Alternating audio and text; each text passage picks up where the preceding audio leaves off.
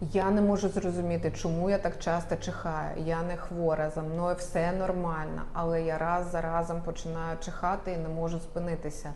Що це зі мною? Пропоную подивитися на це захворювання з різних аспектів. Психосоматичний аспект захворювання каже нам про те, що людина не хоче сприймати дійсність такою, якою вона є.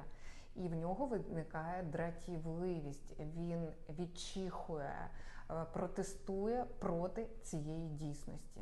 Медичний аспект цього захворювання каже про те, що є обмінні порушення в організмі, які можуть проявлятися вегетосудинною дистонією, ендокринними, алергічними захворюваннями, прийомами гормональних препаратів та дефектами носової перетинки. Я, як лор-лікар та психотерапевт, розбираю всі аспекти захворювань. Записуйся, якщо цікаво.